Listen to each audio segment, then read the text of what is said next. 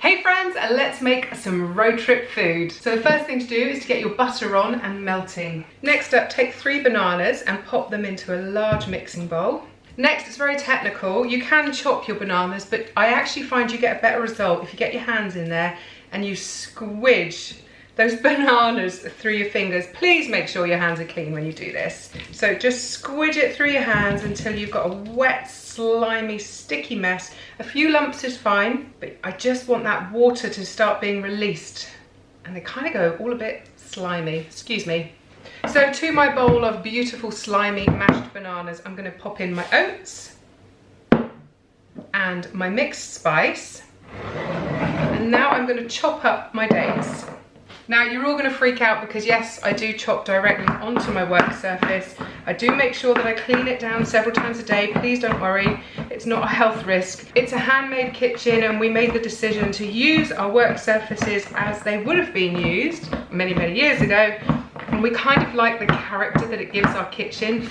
Right, now my dates are chopped. Let's get them into the bowl as well.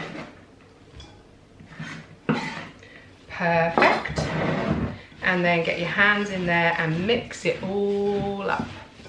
Now already that's turning into proper stodge.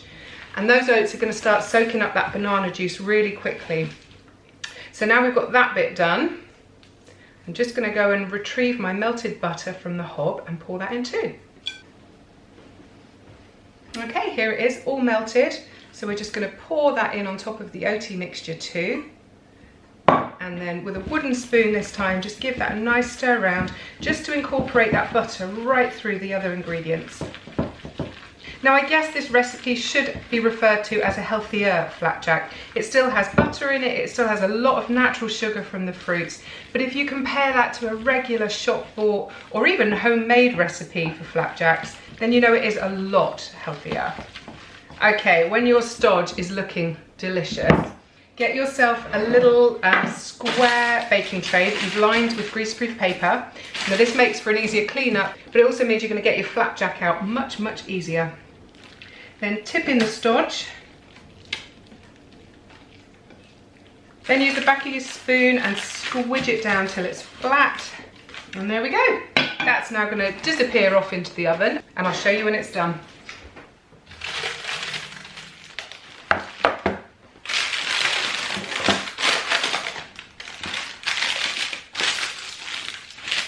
While it's warm, you want to cut it up into your little squares because that's just going to make it so much easier.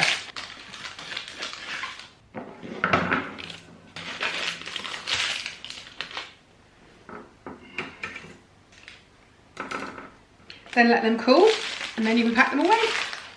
So here they are, all cooled and delicious. And if I just break one apart, you'll see how soft and sticky they are. Seriously, they may be healthy, but my goodness, this is one cracking recipe. Really moist, really juicy, really squidgy and sticky. Seriously, the family will have no idea that these are healthy.